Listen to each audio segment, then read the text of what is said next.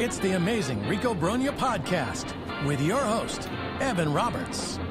Rico Brogna! Trade deadline edition of Rico Brogna. The deadline has come and gone. I am driving home from a busy day of Giants camp. I'm going to have to ask a very awkward question to Pete Hoffman before we start this podcast. I'm driving home, and because I'm driving home, I can't use Google Maps. And I am now deeply concerned I'm going in the wrong direction.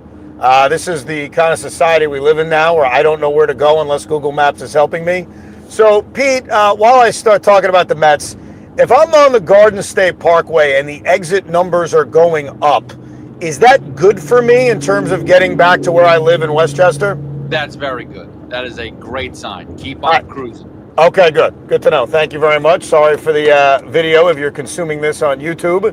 The drive home video feed is not the best, but hopefully the mic sounds good. That's all that matters. So let's talk about this trade deadline. Thank you, Pete. I'm like deeply concerned. I don't know where I'm going, which just shows you the not just the state of me, but really in general, how we don't know where we're going unless Google Maps is helping us. Look, I don't love Cedric Mullins. I'll start with that. He hasn't been really good for a couple of years. But he is an upgrade. He's an upgrade to this roster. He is better than Tyrone Taylor. He's a very good defender. So from a defensive perspective, they add themselves a better hitting version than Tyrone Taylor. I'm not concerned about what they gave up. I think what they gave up is a testament to player development, something David Stearns touched on. Like, they didn't give up highly touted prospects. They gave up guys that they turned into people that now teams want, including a guy who throws 101 miles an hour in single A. In Gomez. So I'm not prospect hugging. I'm not getting nuts about what they gave up. So I think Mullins, and it's sort of complicated, is clearly an addition. He's clearly better. He gives them options in center field. What I don't love, and we'll see how Mendy executes this, is Cedric Mullins taking at-bats away, potentially from a young player. Because the way I see it right now is Jeff McNeil is earning everyday playing time, and he is your most of the time second baseman. And then you've got Vientos, Mauricio, and Beatty really battling for two spots, assuming that Mullins plays every day.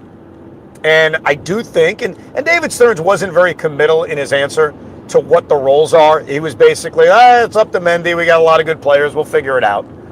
I hope it's kind of the hot hand thing. Like, if Cedric Mullins comes here and is hitting 195, I'm sorry, he can't be guaranteed every time at bats.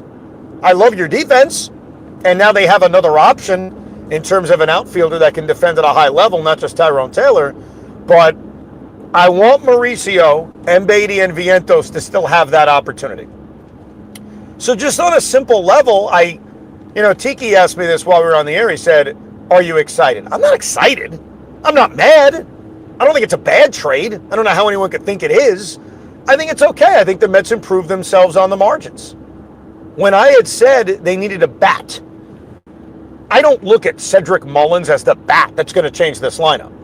Look, a lot of changing this lineup are guys needing to perform, guys that are already here. I mean, we know about the slumps that Pete Alonso and Francisco Lindor are going through right now, so they need to be better.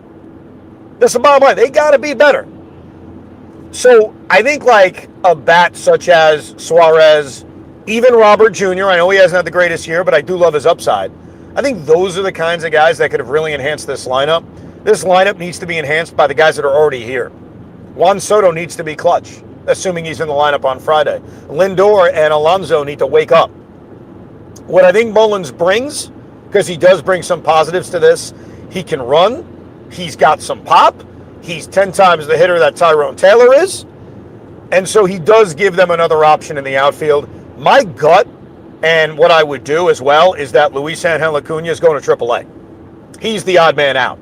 Because I think Acuna's value, position versatility, which they already have a lot of, speed off the bench. Well, wait a second. Tyrone Taylor now is speed off the bench.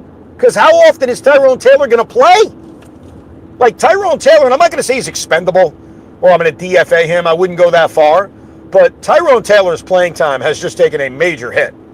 Because even if you think, well, he's a right-hand hitting center fielder, he'll play against lefties, Mullins actually hits lefties. So when I'm divvying up playing time, I don't see many avenues where Tyrone Taylor plays. I think Tyrone Taylor's biggest role now is going to be speed off the bench, or a guy gets hurt. Obviously, we saw Soto get hurt the other day. I think that's where we will see more Tyrone Taylor. So the everyday lineup, who plays when? Against lefties, I think it's easy. Against lefties, Brett Beatty and Ronnie Mauricio are likely the odd men out.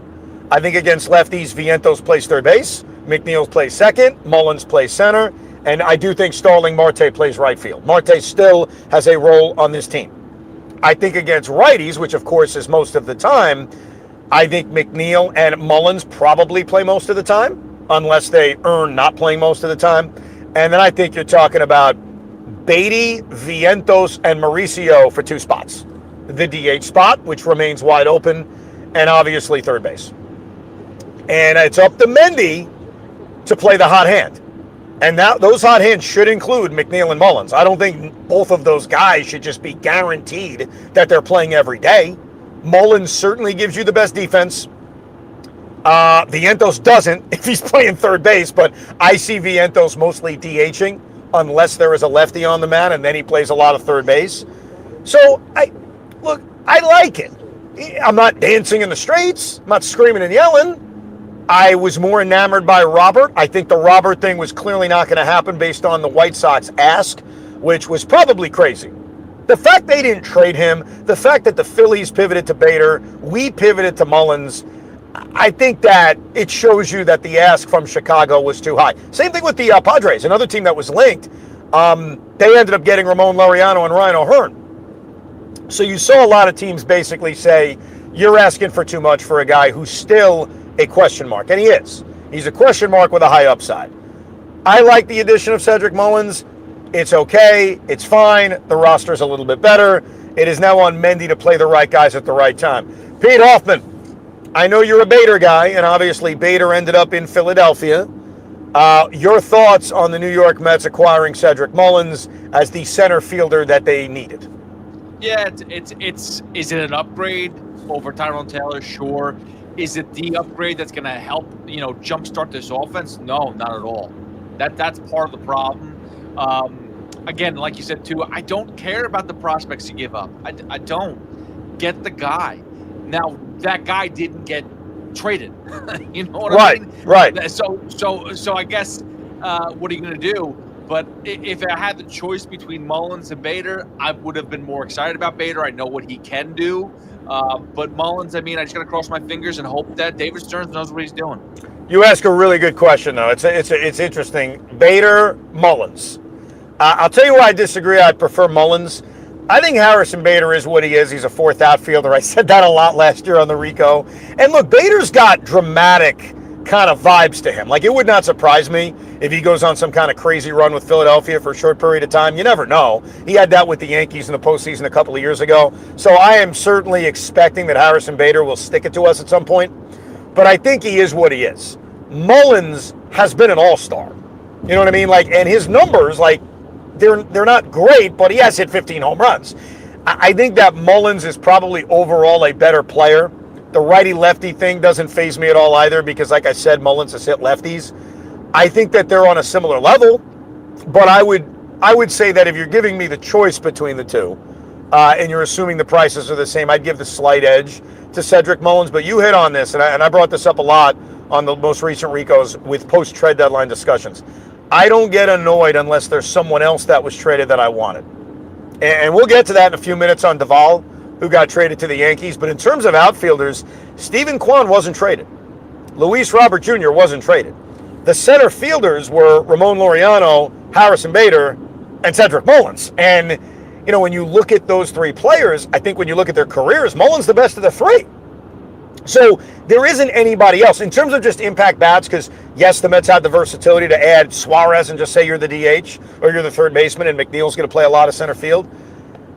Yeah, Suarez was traded. So in terms of impact bats, you could certainly argue that. I think the price tag, especially considering what Seattle gave up, was going to be very high. He certainly would have impacted this lineup in a more major way. But in terms of defense, this obviously was the cleaner move, bringing in Cedric Mullins. I'm not surprised that you kind of got the vibe that we're going to add a center fielder. Now, let me pivot to the starting pitching front. I get why we wanted starting pitching. And no one's saying we shouldn't want starting pitching, especially when you look at Holmes and Montas, the state of both of them right now. Not as much Senga, even though he's struggling. Starting pitchers were not moved. Merrill Kelly was the big one. But I ain't getting nuts about Dustin May or J.P. Sears. So when you look around, Sandy Alcantara's still there, which I think was smart on the Marlins side. Joe Ryan is still there on the Minnesota side. Even Zach Gallen is still there in Arizona. Starting pitchers were not hot and heavy at this trade deadline. So I would have liked a starter, but there isn't a lot I can point at and say, what about us? What about us? What about us? I think they wanted a starter.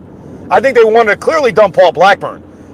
David Stern spoke to the media after the trade deadline passed. I just listened to it. And his answer around Blackburn was fascinating, which was, hey, what's his role? And instead of saying, well, he's got one more rehab start, he'll be back, he said, he's got one more rehab start, and then we'll talk to Paul about what's best for him. What's best for him? I mean, I think there's a chance he's DFA'd.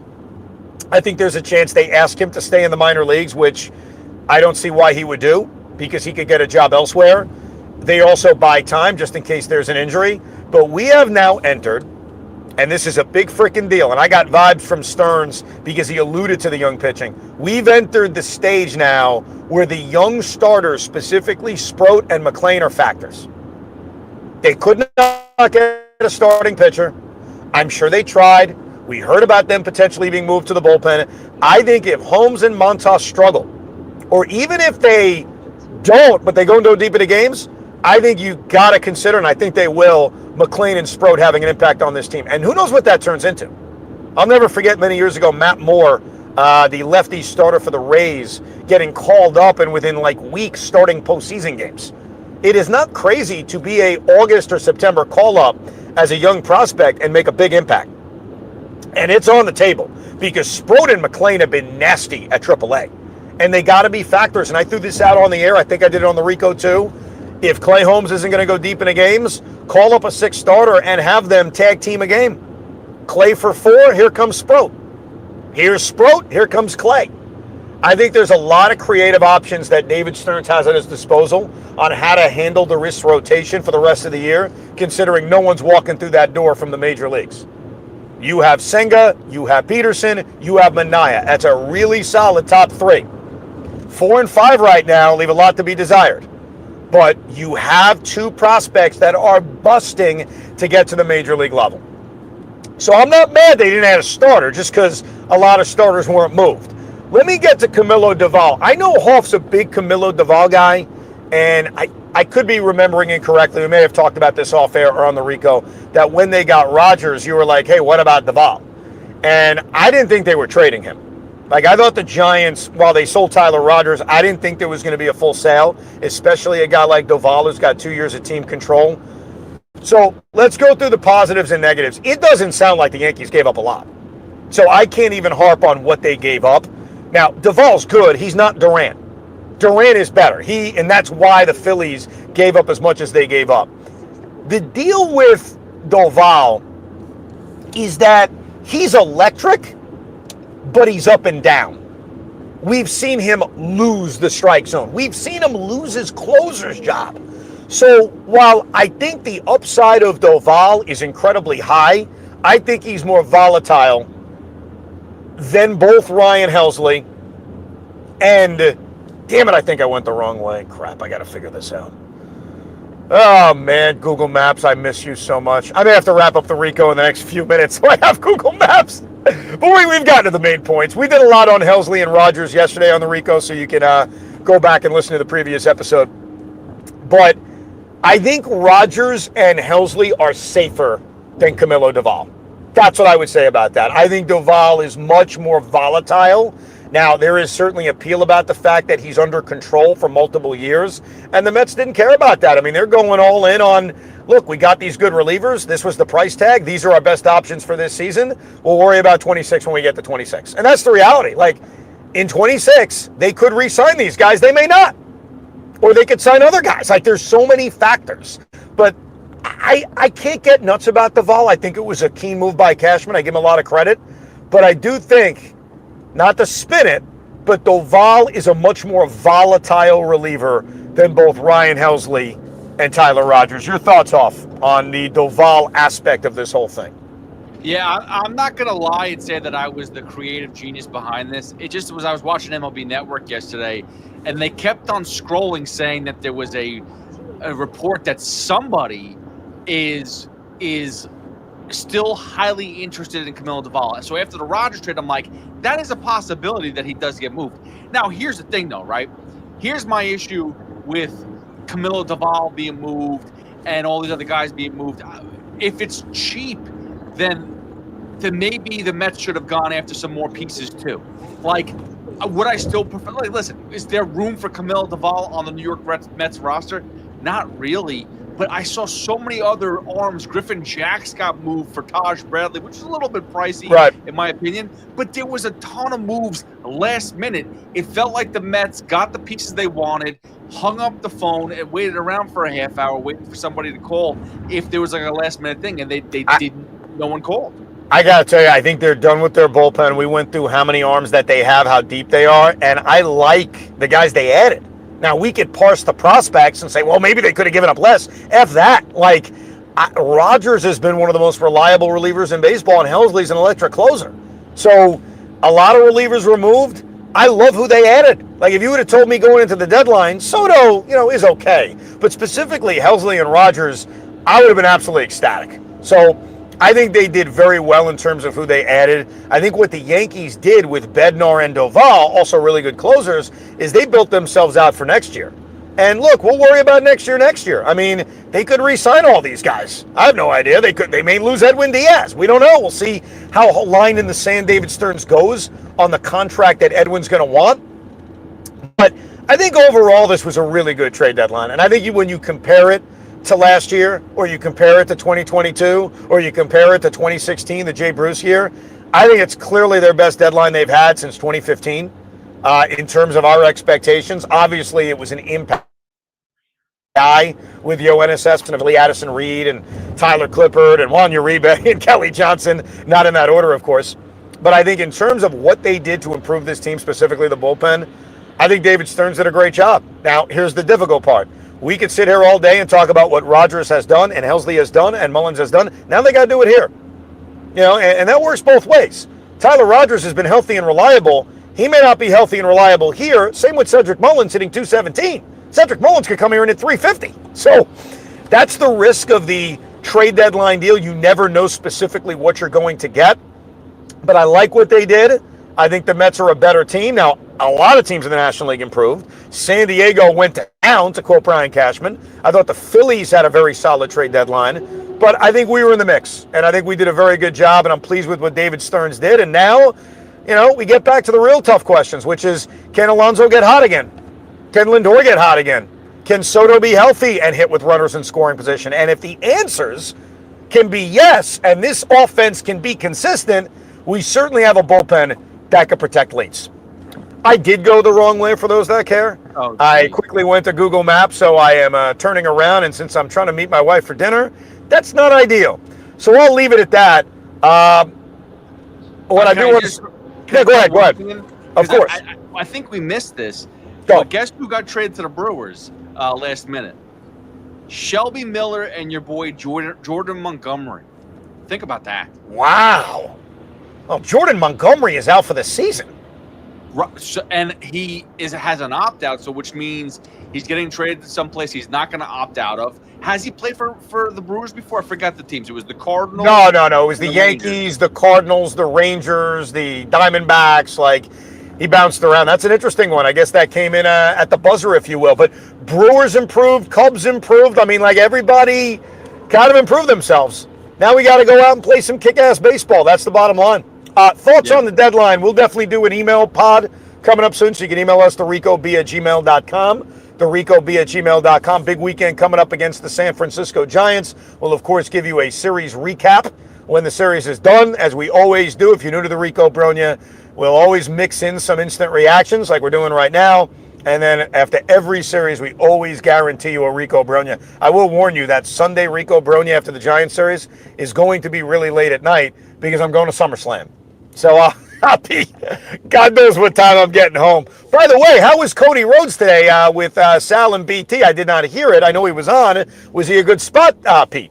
Oh, he was badass. And I don't know if you saw, we had Triple H on yesterday, too, and he talked about the sledgehammer that Brandon Nimmo uses. And Yes. He said, I don't know if you could use it on the umpires the way that they use it on the refs at times, but, it's not as bad tool to use. By the way, I might see you at SummerSlam on Sunday. You're going Sunday? I'm definitely going Saturday. I may be going Sunday, so that could be really late, Rico. Name me 2 matches that are scheduled for SummerSlam. Let's see if you can name 2. Cody Rhodes versus John Cena. There you go. That's the main event Sunday, yes. And Ripley versus, I don't know. It's a triple threat match. He's in a triple threat match, and I even forget. It's Rhea versus Io Sky, I think, and somebody else. I honestly, that's on me. I'm mocking you. Meanwhile, I'm like, I forget that match. How about this? Real last geeky question. What is her favorite horror movie at the moment? Rhea Ripley. What? What is your favorite horror movie at the moment? I don't even watch horror movies. That's it. You don't know her then. You don't know her like I do. She loves this movie called Terrifier. Look it up and do not watch it with the kids. All right. I appreciate the advice. So we got Rico Brogna this Sunday. It may be very late since we'll be back from SummerSlam. But thank you very much for listening, downloading, and subscribing. A brand new edition, a trade deadline recap edition of Rico Brogna. We hope you enjoyed this episode of the Rico Brogna podcast. It's amazing, isn't it? Make sure you download it now to keep it on you at all times.